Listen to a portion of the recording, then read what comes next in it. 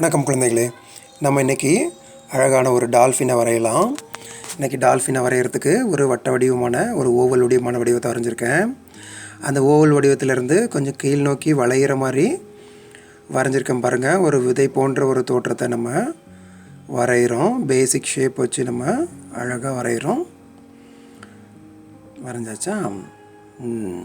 ஒரு விதை போன்ற ஒரு வடிவத்தை நம்ம வரைஞ்சிட்டோம்.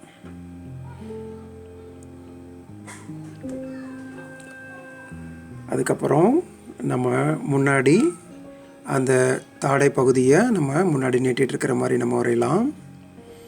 அதையும் வரைஞ்சிருக்கோம். முன்னாடி 2 வாய், அந்த மேல் தாடையும் கீழ் தாடையும் வாய் பகுதியில் நம்ம வரையலாம். அழகாக வரையலாம்.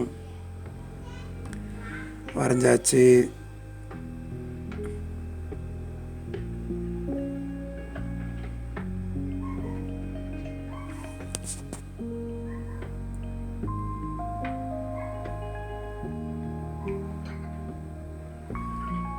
பாருங்கள், இப்போ நம்ம கீழ்த்தடையும் அழகாக நம்ம வரைஞ்சிருக்கோம். அதுக்கப்புறம் என்ன பண்ணலாம்? டால்ஃபினுக்கு என்னெல்லாம் இருக்கும்?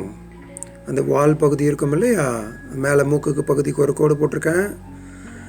அதுக்கப்புறம் பின்னாடி இந்த வால் பகுதி அழகாக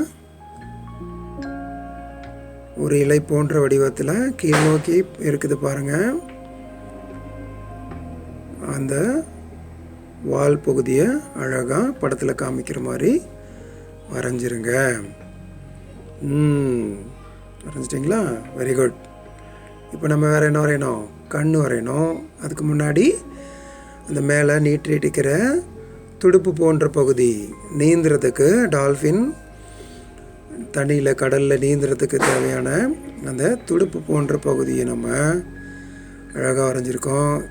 அதே போல் கீழ் தாடைக்கு கீழே 2 துடுப்பு இருக்கும். அந்த துடுப்பு பகுதியும் நம்ம அழகாக வரைஞ்சிடலாம். கவனித்து அழகாக பொறுமையாக வரைங்க பார்ப்போம். பென்சிலில் ரொம்ப லைட்டாக வரைஞ்சா போதும். இப்போ நம்ம இதை ஸ்கெட்ச் பென் வச்சு அவுட்லைனும் பண்ண போகிறோம். அப்புறம் கலரிங்கும் பண்ண போகிறோம். இப்போ கண் பாருங்கள். கண் வரையலாம். கண் அழகாக ஒரு சர்க்கிள் போட்டு ஒரு க்யூட் கண், அழகான ஒரு க்யூட் கண் வரையலாம். அதுக்கப்புறம் ஒரு சர்க்கிள், மறுபடியும் உள்ளே ஒரு சர்க்கிள், ஒரு ஒளி வட்ட மாதிரி அந்த ஒரு சின்ன சர்க்கிள்.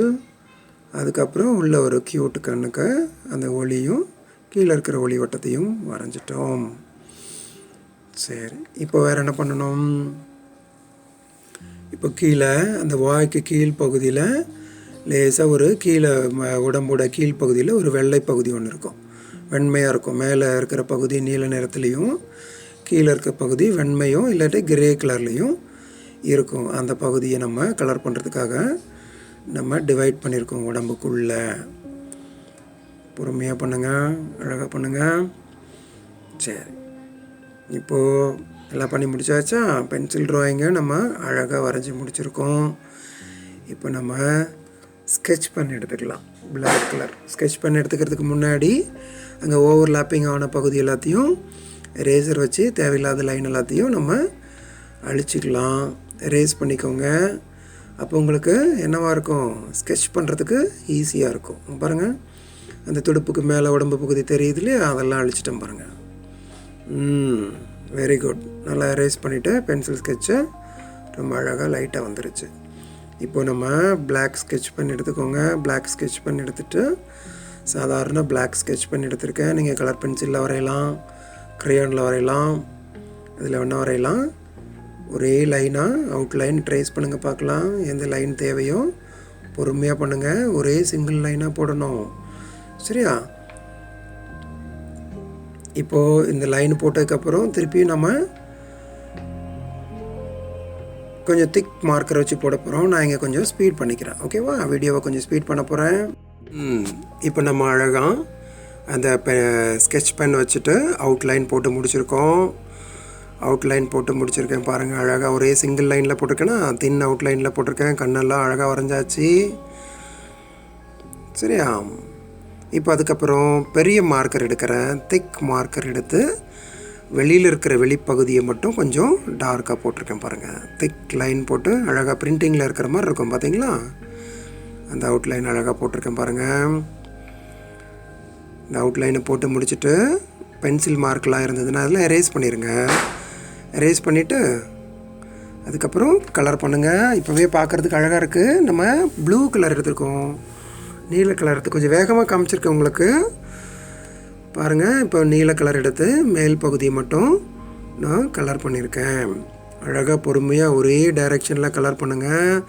கலர் பண்ணி முடிச்சுட்டு பார்க்குறதுக்கு ரொம்ப அழகாக இருக்கும் இந்த படம். இந்த படம் பிடிச்சிருக்கா உங்களுக்கு? இதே மாதிரி பண்ணி காமிக்கிறீங்களா? ஓகே, நம்ம இன்னொரு கிளாஸில் நம்ம சந்திப்போம். நன்றி, வணக்கம். மறக்காமல் சப்ஸ்கிரைப் பண்ணுங்கள், லைக் பண்ணுங்கள், ஷேர் பண்ணுங்கள்.